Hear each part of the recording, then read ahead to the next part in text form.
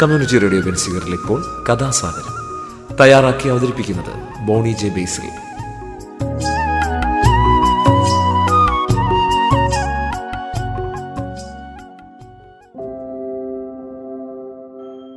നമസ്കാരം പ്രിയ ശ്രോതാക്കളെ, ഞാൻ ബോണിയാണ്. കഥാസാഗരത്തിൻ്റെ ഏറ്റവും പുതിയ എപ്പിസോഡിലേക്ക് ഏവരെയും സ്വാഗതം ചെയ്യുന്നു. അപ്പോൾ ആദ്യമായിട്ട് കേൾക്കുന്നവർക്ക് വേണ്ടി പറയുകയാണ്, കഥാസാഗരം കഥകളുടെ പരിപാടിയാണ്. ഓരോ എപ്പിസോഡിലും ഓരോ കഥ കേൾക്കാം. നാടോടി കഥകളും മുത്തശ്ശി കഥകളും ഇതിഹാസങ്ങളും പുരാണങ്ങളും ഐതിഹ്യങ്ങളും എല്ലാം ഇതിലൂടെ കടന്നു വരുന്നു. അപ്പോൾ കഥ മാത്രമല്ല, അവസാനം കുറച്ച് വർത്തമാനമൊക്കെ ഉണ്ട്. അപ്പോൾ ഈ പ്രാവശ്യം നമുക്കൊരു ഐതിഹ്യ കഥ കേൾക്കാം. ഐതിഹ്യ കഥ എന്ന് പറയുമ്പോൾ നമ്മുടെ കേരളവുമായി ബന്ധപ്പെട്ടൊരു കഥയാണ്. ചേലങ്ങാട്ട് ഗോപാലകൃഷ്ണൻ എഴുതിയ ഐതിഹ്യ മഞ്ചരി എന്ന് പറഞ്ഞ പുസ്തകത്തിൽ നിന്നെടുത്ത ഒരു കഥ. ഐതിഹ്യങ്ങളെല്ലാം നമുക്കിഷ്ടമാണല്ലേ. നമ്മുടെ കേരളത്തിൽ ഇത്തരം ഓരോ പ്രദേശത്തിനും ഓരോ ഐതിഹ്യങ്ങളുണ്ട്, ഓരോ നാമത്തിന് അല്ലെ ഓരോ ഐതിഹ്യങ്ങളുണ്ട്. അപ്പോൾ അത്തരത്തിൽ ഒരു ഐതിഹ്യ കഥ.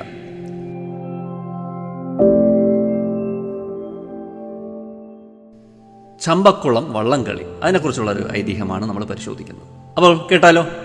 അമ്പലപ്പുഴ ശ്രീകൃഷ്ണ ക്ഷേത്രത്തിലെ ദേവപ്രതിഷ്ഠ നടത്തിയത് വില്ലുമംഗലത്ത് സ്വാമിയാരാണെന്നാണല്ലോ പറഞ്ഞു വരുന്നത്. എന്നാൽ വില്ലുമംഗലമല്ല ഇവിടെ പ്രതിഷ്ഠ നടത്തിയതെന്നും പറയുന്നുണ്ട്. പ്രതിഷ്ഠാകർമ്മത്തിൻ്റെ മേൽനോട്ടം വഹിക്കുക മാത്രമേ അദ്ദേഹം ചെയ്തിട്ടുള്ളത്രേ. അമ്പലപ്പുഴ ശ്രീകൃഷ്ണ ക്ഷേത്രത്തിൽ പ്രതിഷ്ഠിക്കാനായി തയ്യാറാക്കിയ ആദ്യത്തെ വിഗ്രഹത്തിന് ചില കേടുപാടുകൾ ഉണ്ടായതിനാൽ ആ വിഗ്രഹം പ്രതിഷ്ഠിച്ചില്ല. പകരം ഏത് വിഗ്രഹം പ്രതിഷ്ഠിക്കുമെന്ന് ചെമ്പകശ്ശേരി രാജാവും മറ്റ് പ്രധാനികളും ആരാഞ്ഞപ്പോൾ വില്ലുമംഗലത്ത് സ്വാമിയാർ ഇപ്രകാരം പറഞ്ഞു. പണ്ട് സന്താനഗോപാല കഥ നടന്ന കാലത്ത് വിഷ്ണു ഭഗവാൻ സ്വന്തം ചൈതന്യം 3 വിഗ്രഹങ്ങളിലേക്ക് ആവാഹിച്ചു. ഈ വിഗ്രഹങ്ങൾ ലോകവാസികളുടെ അഭ്യുന്നതിക്കായി 3 സ്ഥലങ്ങളിലായി പ്രതിഷ്ഠിക്കാൻ കൃഷ്ണാർജുനന്മാരുടെ കയ്യിൽ കൊടുത്തയച്ചു. ഇതിലൊരു വിഗ്രഹം ഗുരുവും വായുവും കൂടി ചേർന്ന ഗുരുവായൂരിലും മറ്റൊന്നായ അനദാസന വിഗ്രഹം തൃപ്പൂണിത്തറയിലും പ്രതിഷ്ഠിച്ചു. അവശേഷിച്ച പാർത്ഥസാരഥി വിഗ്രഹം പ്രതിഷ്ഠിക്കാൻ സ്ഥലം കാണാതെ ചങ്ങനാശ്ശേരിക്കടുത്തുള്ള കുറിച്ചിയിലെ കരികുളം ക്ഷേത്രത്തിൽ വെച്ച് ആരാധിച്ചു വരുന്നു. ഈ വിഗ്രഹം ഇവിടെ കൊണ്ടുവന്ന് സ്ഥിരപ്രതിഷ്ഠ നടത്തുകയും യഥാവിധി പൂജകളും ആരാധനയും നടത്തണമെന്നാണ് ഭഗവൻ മതം. വില്ലുമംഗലത്ത് സ്വാമിമാർ ഇപ്രകാരം അരുളി ചെയ്തപ്പോൾ അങ്ങനെ ചെയ്തു കൊള്ളാമെന്ന് ചെമ്പകശ്ശേരി രാജാവും മറ്റ് നാട്ടുപ്രമാണിമാരും സമ്മതിച്ചു. കരിക്കുളത്ത് നിന്ന് ഈ വിഗ്രഹം ബലാത്കാരമായി എടുത്തുകൊണ്ടുവരികയോ മോഷ്ടിച്ചു കൊണ്ടുവരികയോ ചെയ്താൽ വിഗ്രഹത്തിൻ്റെ ചൈതന്യം നശിച്ചു പോകുമെന്നും അതുകൊണ്ട് വിഗ്രഹത്തിൻ്റെ ഇപ്പോഴത്തെ ഊരാളന്മാരുടെ അനുവാദത്തോടു കൂടി മാത്രമേ വിഗ്രഹം അവിടെ നിന്ന് കൊണ്ടുവരാവൂ എന്നും സ്വാമിമാർ നിർദ്ദേശിച്ചു. ഇതനുസരിച്ച് കരികുളം ക്ഷേത്രത്തിൽ ചെന്ന് പാർത്ഥസാരഥി വിഗ്രഹത്തെ വെച്ചാരാധിക്കുന്നവരുടെ പൂർണ്ണ സമ്മതം തേടി വിഗ്രഹം അമ്പലപ്പുഴയ്ക്ക് കൊണ്ടുവരുന്നതിനായി തൻ്റെ സജീവനായ വാഗയിൽ മേനോനെ ചെമ്പകശ്ശേരി രാജാവ് കുറിച്ചിയിലേക്ക് അയച്ചു. മേനോനും കുറേ പടയാളികളുമായി വള്ളത്തിൽ കുറിച്ചിയിലേക്ക് പോയി. കരികുളം ക്ഷേത്രത്തിലെത്തിയ മേനോൻ തൻ്റെ ദൗത്യത്തെപ്പറ്റി ക്ഷേത്ര ഊരാളന്മാരായ നമ്പൂതിരിമാരോട് പറഞ്ഞു. വിഗ്രഹം ചെമ്പകശ്ശേരി രാജാവിന് കൈമാറുന്നതിൽ സന്തോഷമേ ഉള്ളൂ എന്ന് ഊരാളന്മാരായ നമ്പൂതിരി പറഞ്ഞു. തുടർന്ന് അവർ തന്നെ വിഗ്രഹമെടുത്ത് വള്ളത്തിൽ വെച്ചു. ഊരാളന്മാരായ നമ്പൂതിരിമാരെയും കഴകക്കാരനായ വാര്യരെയും കൂട്ടി മേനോൻ അമ്പലപ്പുഴയ്ക്ക് തിരിച്ചു. വിഗ്രഹലബ്ധിയിൽ ആഹ്ലാദഭരിതരായ വാഗയിൽ മേനോനും അനുയായികളും നിരവധി വള്ളങ്ങളിലായി ആടിയും പാടിയുമാണ് അമ്പലപ്പുഴയ്ക്ക് പുറപ്പെട്ടത്. വള്ളത്തിലുണ്ടായിരുന്ന പടയാളികൾ തങ്ങളുടെ കൈവശമുണ്ടായിരുന്ന തോക്കിൽ നിന്ന് ഇടയ്ക്കിടയ്ക്ക് ആകാശത്തേക്ക് വെടിപൊട്ടിച്ച് ആഹ്ലാദ പ്രകടനം നടത്തിക്കൊണ്ടിരുന്നു. മറ്റു ചിലർ പെരുമ്പറ അടിച്ച് തങ്ങൾ പാർത്ഥസാരഥി വിഗ്രഹം അമ്പലപ്പുഴയിൽ പ്രതിഷ്ഠിക്കാനായി കൊണ്ടുപോകുന്നു എന്ന് വിളിച്ച് പറഞ്ഞുകൊണ്ടുമിരുന്നു. തങ്ങൾ ഈ വിഗ്രഹം മോഷ്ടിച്ചു കൊണ്ടുവരുന്നതല്ലെന്ന് മറ്റുള്ളവരെ അറിയിക്കാൻ വേണ്ടിയാണ് ഇങ്ങനെ ചെയ്തുകൊണ്ടിരുന്നത്. സന്ധ്യയായപ്പോൾ ജലഘോഷയാത്ര ചമ്പക്കുളത്തെത്തി. രാത്രിയിലെ പൂജയ്ക്കും മറ്റുമായി വിഗ്രഹം ചമ്പക്കുളത്ത് മഠത്തിൽ ഇറക്കി എഴുന്നള്ളിച്ചു വെച്ചു. വിഗ്രഹം ചമ്പക്കുളത്ത് മഠത്തിലെത്തിയിട്ടുണ്ടെന്ന് വിവരമറിഞ്ഞതോടെ ചെമ്പകശ്ശേരി രാജാവും പരിവാരങ്ങളും രാത്രിയിൽ തന്നെ ചമ്പക്കുളത്തേക്ക് തിരിച്ചു. അവർ ചമ്പക്കുളത്ത് മഠത്തിലെത്തി പാർത്ഥസാരഥി വിഗ്രഹം കണ്ട് വണങ്ങി വേണ്ട തരത്തിലുള്ള വഴിപാടുകൾ അർപ്പിച്ചു. പിറ്റേന്ന് രാവിലെയുള്ള പൂജയ്ക്ക് ശേഷം രാജകീയ ആഡംബരങ്ങളോടും വാദ്യമേളങ്ങളോടും കൂടി ജലഘോഷയാത്ര അമ്പലപ്പുഴയിലേക്ക് തിരിച്ചു. ചമ്പക്കുളം മുതലുള്ള ജനങ്ങൾ വള്ളങ്ങളിൽ കയറി ജലഘോഷയാത്രയെ ആടിപ്പാടി അനുഗമിച്ചു കൊണ്ടിരുന്നു. വൈകുന്നേരമായപ്പോൾ ജലഘോഷയാത്ര അമ്പലപ്പുഴ ക്ഷേത്രക്കടവിലടുത്തു. അവിടെ നിന്ന് വിഗ്രഹം എഴുന്നള്ളിച്ച് ക്ഷേത്രത്തിൻ്റെ കിഴക്കേ നടയിൽ കൊണ്ടിരുത്തി. അന്ന് മിഥുനമാസത്തിലെ മൂലം നാളായിരുന്നു. വിഗ്രഹലബ്ധിയുടെ സ്മാരകമായി എല്ലാ വർഷവും ചമ്പക്കുളം ആറ്റിൽ മിഥുനമാസത്തിലെ മൂലം നാളിൽ വള്ളംകളി നടത്തുന്നതാണെന്ന് ചെമ്പകശ്ശേരി രാജാവ് അവിടെ വെച്ച് പ്രഖ്യാപിച്ചു. അങ്ങനെയാണ് ചമ്പക്കുളം വള്ളംകളി ആരംഭിച്ചത്. ഇതിന് മൂലക്കാഴ്ച എന്ന മറ്റൊരു പേരുമുണ്ട്. മൂലം നാളിൽ വിഗ്രഹപ്രതിഷ്ഠ നടത്താൻ കൊള്ളുകയില്ലെന്ന് വില്വമംഗലത്ത് സ്വാമിമാർ വിധിച്ചു. 3 ദിവസം കൂടി കഴിഞ്ഞു വരുന്ന തിരുവോണ ദിവസമാണ് വിഗ്രഹപ്രതിഷ്ഠയ്ക്ക് പറ്റിയ ദിവസമെന്ന് സ്വാമിമാർ വിധിച്ചത് കാരണം 3 ദിവസവും വിഗ്രഹം കിഴക്കേ നടയിൽ വെച്ച് പുണ്യാഹ കർമ്മങ്ങളും നിത്യപൂജകളും നടത്തിയ ശേഷം തിരുവോണ നാളിലെ ചിങ്ങം രാശിയിൽ വില്ലുമംഗലത്ത് സ്വാമിമാർ നിർദ്ദേശിച്ച 2 തന്ത്രിമാരെ കൊണ്ട് പാർത്ഥസാരഥി വിഗ്രഹം അമ്പലപ്പുഴ ക്ഷേത്രത്തിൽ പ്രതിഷ്ഠിച്ചു. അങ്ങനെയാണ് വേണുഗോപാല പ്രതിഷ്ഠയ്ക്ക് പകരമായി പാർത്ഥസാരഥി കൃഷ്ണവിഗ്രഹം അമ്പലപ്പുഴ ക്ഷേത്രത്തിൽ പ്രതിഷ്ഠിക്കാനിടയായത്. ഇത്രയുമാണ് ഈ ഐതിഹ്യം.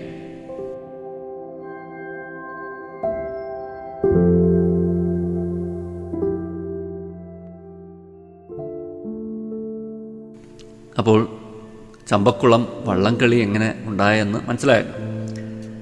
നമ്മുടെ അല്ലേ കേരളം എന്ന് പറയുമ്പോൾ നമുക്ക് ചില ബിംബങ്ങളൊക്കെ നമ്മുടെ മനസ്സിലോട്ട് വരും.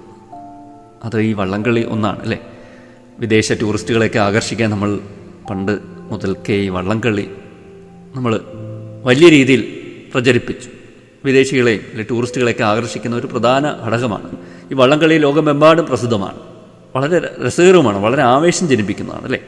അങ്ങനെ നല്ല നമ്മുടെ കേരളം എന്ന് പറയുമ്പോൾ ചില ബിംബങ്ങളാണ് നമ്മുടെ മനസ്സിലോട്ട് വരുന്നത്. കഥകളി, തെയ്യം, ഓണം, പുലികളി, പൂരം അല്ലേ. അങ്ങനെ എന്തൊക്കെ ബിംബങ്ങളാണ്, ചിത്രങ്ങളാണ് നമ്മുടെ മനസ്സിലോട്ട് വരുന്നത്. ഓരോ പ്രദേശത്തിനും ഓരോ ചിത്രമുണ്ട്, വൈവിധ്യമാണ് അല്ലേ.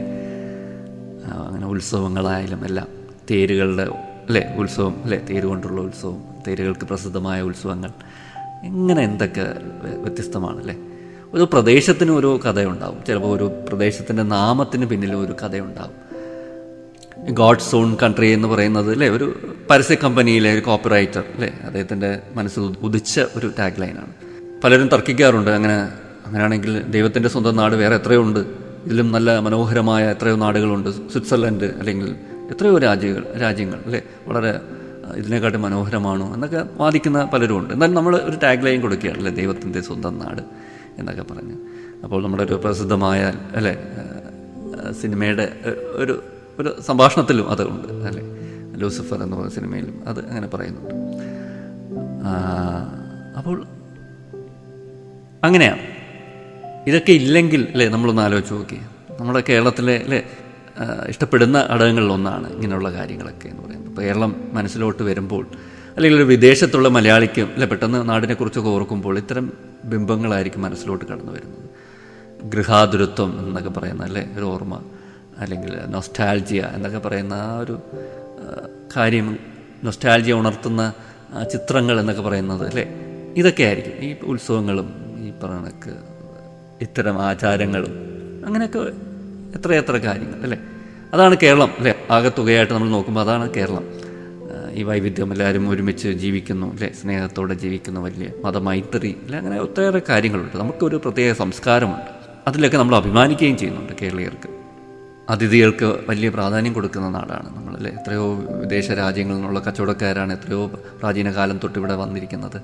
അവരൊക്കെ അവരുടെ സംസ്കാരം കൊണ്ടുവന്ന് ആ സംസ്കാരങ്ങളെല്ലാം നമ്മൾ സ്വീകരിക്കുകയും ആവശ്യമുള്ളതൊക്കെ എടുക്കുകയും ഒക്കെ ചെയ്തിട്ടുണ്ട്. നമ്മൾ ഉപയോഗിക്കുന്ന പല പദങ്ങളും അല്ലേ, അതൊക്കെ വിദേശത്തു നിന്നൊക്കെ വന്നതാണ്. അറബി നാട്ടിൽ നിന്നും പോർച്ചുഗീസ് ഭാഷയിൽ നിന്നും അങ്ങനെ എത്രയെത്ര ഭാഷകളിൽ നിന്നൊക്കെ നമ്മൾ അല്ലേ വാക്കുകളൊക്കെ എടുത്തിരിക്കുന്നു, കടമെടുത്തിരിക്കുന്നു. നമ്മുടെ ഭാഷ അങ്ങനെ വിപുലമായി അങ്ങനെ നമ്മൾ ചിന്തിച്ചു കഴിഞ്ഞാൽ അല്ലേ, നമ്മൾ എത്രമാത്രം അതിഥികളോട് നമ്മൾ നല്ല ആതിഥ്യ മര്യാദയൊക്കെ കാണിക്കുകയും അല്ലേ അവരെയൊക്കെ സ്വീകരിക്കുകയും അവരോടൊക്കെ നമ്മൾ വളരെ മര്യാദയോട് ഇടപെടുകയൊക്കെ ചെയ്തിട്ടുണ്ട്.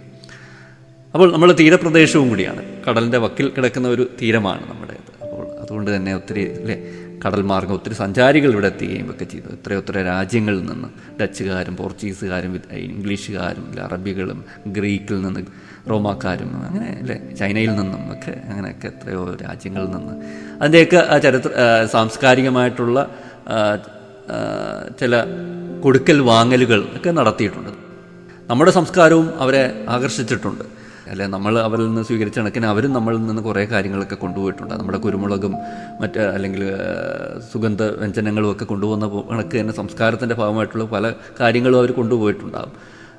മരുന്നുകളും അറിവുകളും അല്ലെ സസ്യങ്ങളെക്കുറിച്ചുള്ള അറിവുകളും എല്ലാം അവർ കൊണ്ടുപോയിട്ടുണ്ടാകും. അങ്ങനെ എത്ര മനോഹരമാണല്ലേ നമ്മളൊന്ന് ആലോചിച്ച് കഴിഞ്ഞാൽ നമ്മുടെ കേരളം അല്ലേ. അങ്ങനെ ആ കേരളത്തിൻ്റെ ഭാഗമാണ് ഈ ചമ്പക്കുളം വള്ളംകളി. അതിനെക്കുറിച്ചുള്ള ഒരു ഐതിഹ്യമാണ് നമ്മളിപ്പോൾ കേട്ടത്. ഓരോ സ്ഥലത്തിൻ്റെ പേരുകൾക്ക് പിന്നിലും ഞാൻ അത് എപ്പോഴും പറയാറുണ്ട്, ഒരു കഥ ഒളിഞ്ഞിരിപ്പുണ്ട്, ഒരു വ്യത്യസ്തമാണ്. നമ്മുടെ ഇവിടെ കുഞ്ഞു കുഞ്ഞു സ്ഥലപ്പേരുകളിലും അല്ലേ ഒരു കഥ ഉണ്ടാവുമായിരിക്കും. ആരെങ്കിലും അവർക്ക് നൽകിയ അല്ലെങ്കിൽ ഒരു സംഭവം ഒക്കെ അതിൻ്റെ പിന്നിൽ കാണുമായിരിക്കും. ഞാൻ ആ കാര്യം പറഞ്ഞപ്പോഴാണ് ഞാൻ ഈയിടയ്ക്ക് വായിച്ചൊരു കാര്യമാണ്, ഒന്ന് പറഞ്ഞാൽ കൊള്ളാമെന്ന് തോന്നുന്നു.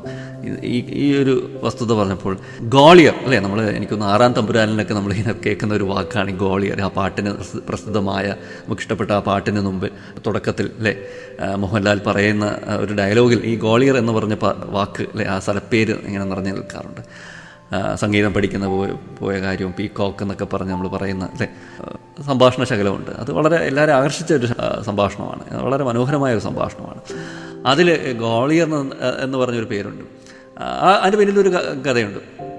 അവിടുത്തെ മഹാരാജാവിൻ്റെ മന്ത്രി മുഖ്യന് മാരകമായിട്ടുള്ളൊരു അസുഖം പിടിപെട്ടു. ആർക്കും അത് ഭേദമാക്കാൻ പറ്റിയില്ല. ഒടുവിൽ ഗോളിപ്പ എന്ന പേരുള്ള ഒരു നാട്ടുവൈദ്യൻ അവിടേക്ക് വരികയാണ്. ഇദ്ദേഹത്തിൻ്റെ അസുഖത്തെക്കുറിച്ച് മറ്റ് ദേശങ്ങളിലുമൊക്കെ അറിയിപ്പുകൾ പോയി, ഒരു സുഖപ്പെടുത്താൻ ആരെങ്കിലും ഉണ്ടോ എന്നൊക്കെ അന്വേഷണം പോയി. അതിൻ്റെ ഫലമായിട്ടായിരിക്കാം ഇതിങ്ങനെ ഒരു നാട്ടുവൈദ്യൻ അവിടെ എത്തുകയും അദ്ദേഹത്തെ സുഖപ്പെടുത്തുകയും ചെയ്തു. ഗോപഗിരി എന്നാണ് ആ സ്ഥലത്തിൻ്റെ പേര് അതുവരെ. അപ്പോൾ ഗോപഗിരി എന്ന രാജ്യം അന്ന് മുതൽ ഗോളിയർ എന്ന് അറിയപ്പെടാൻ തുടങ്ങി. അതായത് രാജാവിന് സന്തോഷമായി, അദ്ദേഹത്തിൻ്റെ മന്ത്രി മുഖ്യന് പിടിപെട്ട ഈ മാരകമായ അസുഖം ഈ ഒരു നാട്ടുവൈദ്യം എന്ന് സുഖപ്പെടുത്തുകയാണ്. അപ്പോൾ അദ്ദേഹത്തിൻ്റെ നാമം ആ ദേശത്തിന് കൊടുക്കുകയാണ്. അപ്പോൾ അതാണ് ആ ഗോളിയർ എന്ന് പറഞ്ഞ അല്ലേ ആ ഒരു പേര് വരാനുള്ള കാര്യം. ഒരു നാട്ടുവൈദ്യൻ്റെ പേരാണ് ഗോളിയപ്പ എന്ന് പറഞ്ഞ പേര് ചേർക്കുകയായിരുന്നു. അങ്ങനല്ല, ഞാൻ അതാ പറഞ്ഞത്, ഞാനൊരു ഉദാഹരണം പറഞ്ഞതേ ഉള്ളൂ. ഒരു നാട്ടിലെ പേരിന് പോലും അല്ലേ ഒരു പിന്നിലൊരു കഥയുണ്ട് എന്ന് പറയുകയായിരുന്നു. അപ്പോൾ അങ്ങനെയാണ്. അപ്പോൾ വളരെ രസകരമാണ് നമുക്കിങ്ങനെ ഒരു നാട്ടറിവുകളും അല്ലേ ഓരോ സ്ഥലത്തിന് പിന്നിലുള്ള ഐതിഹ്യവും നാടോടി കഥകളും അല്ലേ കഥയും ഐതിഹ്യവും അല്ലെങ്കിൽ നമ്മൾ നാടോടി കഥകളെന്നൊക്കെ പറഞ്ഞ് നമ്മൾ ആസ്വദിക്കുന്നത് ഇത്തരത്തിലുള്ള കഥകളാണ്. പണ്ടെങ്ങോ നടന്ന കാര്യങ്ങൾ അതിശയോക്തി കലർന്നൊക്കെ അതിനൊന്ന് ഊതി വീർപ്പിച്ച് വലിയ കഥകളാക്കി അല്ലേ അതിങ്ങനെ കാലങ്ങളായിട്ടിങ്ങനെ കൈമാറി പോകുന്നതാണ്. അപ്പോൾ അത് ഇന്നും നമ്മൾ വളരെ രസകരമായിട്ട് ആസ്വദിക്കുന്നുണ്ട്. അതാണ് അതിൻ്റെ ഒരു പ്രത്യേകത. അപ്പോൾ നമുക്ക് ഇന്നത്തെ ഈ കഥാസാഗരം അവസാനിപ്പിക്കാൻ നേരമായി. ഞാൻ പതുക്കെ ചുരുക്കുകയാണ്, അവസാനിപ്പിക്കുകയാണ്. കേട്ടിരുന്ന എല്ലാവർക്കും നന്ദി പറയുകയാണ്. ഇഷ്ടപ്പെട്ടെന്ന് വിശ്വസിക്കുന്നു. തൽക്കാലം വിടവാങ്ങുന്നു. Signing off, Boney.